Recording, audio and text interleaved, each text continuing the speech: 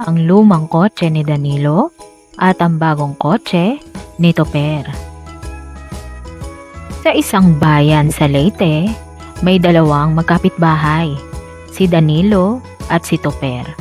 Si Danilo ay isang simpleng ama. Ang kanyang sasakyan ay isang lumang sedan na halos kasing edad na ng panganay niyang anak.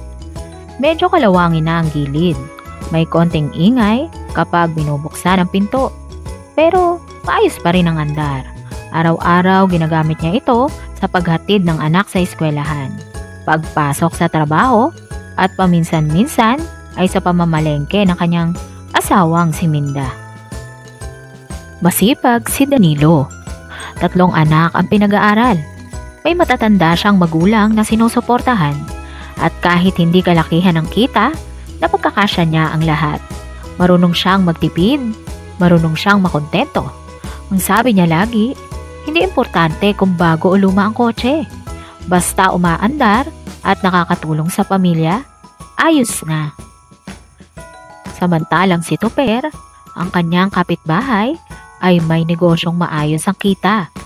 Wala pa siyang asawa at anak, kaya malaya siyang bilhin ang gusto niya. Bago ang SUV niya, kulay puting makintab, laging bagong linis, may sunroof pa. Pero sa totoo lang, hindi pa iyon ang una niyang sasakyan ngayong taon.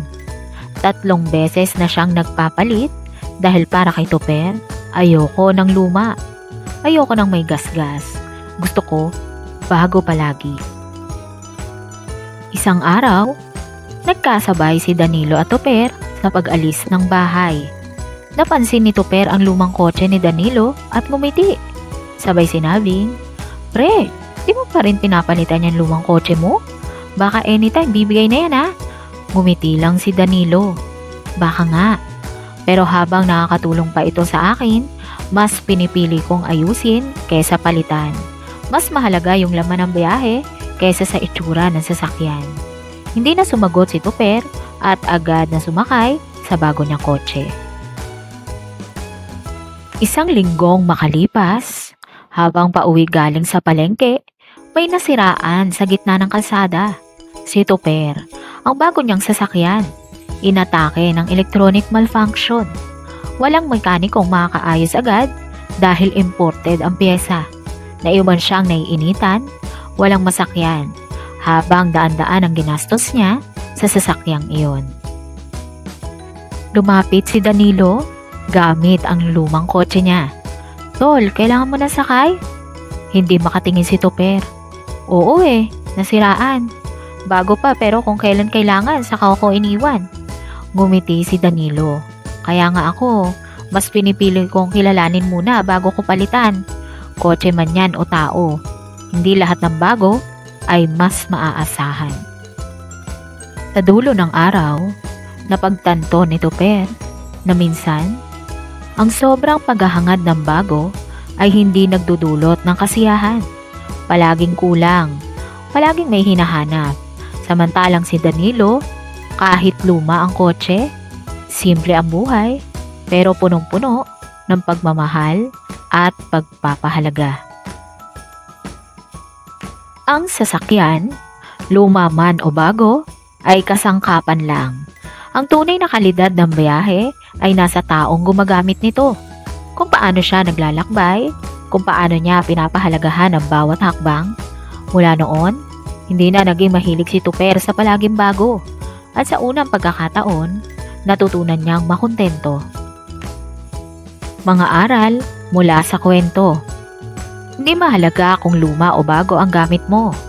Ang mahalaga ay kung paano mo ito pinapakinabangan at pinapahalagahan. Ang pagiging kontento sa kung anong meron ka ay susi sa isang mas payapa at masayang buhay. Ang labis na paghahangad ng bago at magagara ay maaaring magdulot ng pag-aaksaya at pagkabigo. Ang pagiging masinop, masipag at responsable ay higit na mahalaga kaysa sa panlabas na anyo ng tagumpay. Ang tunay na yaman ay hindi nasusukat sa dami ng ari-arian, kundi sa pagmamahal sa pamilya at tamang pagdedesisyon sa buhay. Ang mga simpleng bagay na pinagpupuyatan at pinangangalagaan ay mas maasahan kesa sa mga bagay na nabili lang para ipagyabang. Mga tanong sa pag-unawa. Sino sina Danilo at Toper? Ano ang pagkakaiba nila sa kabuhayan at pamumuhay? Anong klaseng kotse ang ginagamit ni Danilo?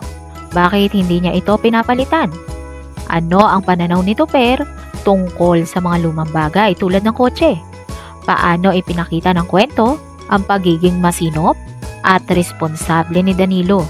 Anong pangyayari ang nagturo ng aral kay Toper tungkol sa pag-aari at pagkakontento? Ano ang ibig sabihin ng sinabi ni Danilo? Mas mahalaga yung laman ng biyahe kaysa sa itsura ng sasakyan. Paano nagbago ang pananaw ni Toper sa dulo ng kwento? Ano ang aral na makukuha sa kwento tungkol sa pagiging kontento sa buhay?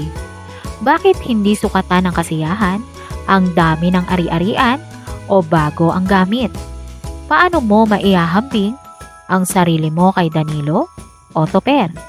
Alin sa kanila ang mas gusto mong tularan? At bakit? Karagdagang aral at paliwanag. Hindi masama ang magkaroon ng bagong gamit. Basta marunong kang magpahalaga, magpasalamat, at hindi ka nagiging mapagmataas o maluho. Hindi kasalanan ang bumili ng bagong kotse, bagong cellphone, o bagong gamit. Lalo na kung ito'y bunga ng sipag, tiyaga, at tamang pagplano. Sa katunayan, ang pag-unlad sa buhay ay isang biyaya. Ngunit nagiging problema ito kapag nawawala ang kakontentuhan at kapag ang pagkakaroon ng bago ay ginagawa ng sukatan ng halaga ng isang tao. Ang kwento nila Danilo at Toper ay paalala na maaaring may bago si Toper pero kung hindi siya marunong makontento, lagi siyang may kulang. Si Danilo naman, kahit luma ang gamit, ay payapa at masaya dahil alam niyang sapat ang meron siya at marunong siyang magpahalaga. Kasaysayan ng sasakyan, kotse. Sino ang nakaimbento ng kotse? Ang unang modernong kotse ay gawa ni Carl Benz, ang isang German engineer.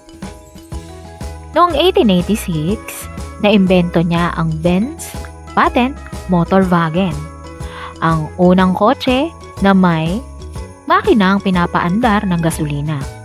Ang kotse niyang ito ay may 3 gulong at may top speed na humigit kumulang 16 km per hour.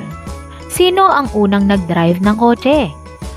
Ang unang long distance trip gamit ang kotse ay hindi si Carl Benz, kundi ang kanyang asawa na si Bertha Benz.